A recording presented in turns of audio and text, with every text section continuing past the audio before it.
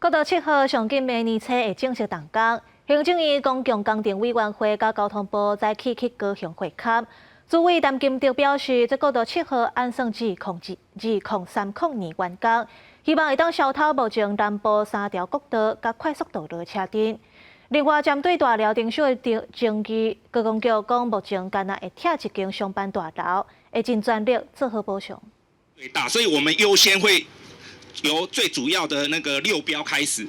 6标依序往北。高公局人员当日甲审计委员说明国道7号的基本设计。这条国道7号全长23公里，对任务国道10号开始，然后连接台北18线，未来会连接新的高屏第2快速道路。主委陈金德表示，这条国道7号高雄人已经等17档啊，即阵进入最后的阶段，上紧明年初动工，也5望119年顺利完工。南方的一个产业聚落啊，不管是 AI 还是无人机还是绿能。这个聚落呢，会伫嘉义、台南、高雄、屏东会来推动，所以这条路变作相当的重要。所以今日来进行咱的基本设计审查嘛，真侪委员同齐来。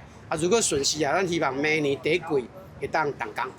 国道7号干那宽屏就用12档的时间，尤其这条路是为着要让大车会当直接行国道，同时疏解国道1号甲台北18线的车流，因此经过所在拢是市区较侪。高公局表示，为着要减少用地征收的争议，路线尽量走公家地。去年大寮地区的路线用地争议，因也用上大的努力去排解。评估原则上，阮是会行对工商路这个路人来对遐来经过唯一会拆迁的，就是咱中华置地遐有一栋迄个办公大楼，会拆伊的一部分。这个部分阮会来利用补偿的方式来甲补偿。14年前核定国道7号的时阵，经费是600多亿，即马总经费已经破1300亿。陈金德强调，精彩的部分国家预算拢有安排，等待完工了后，将会当提升南部县市的产业发展。记者柯家族柯昭阳高雄场报道。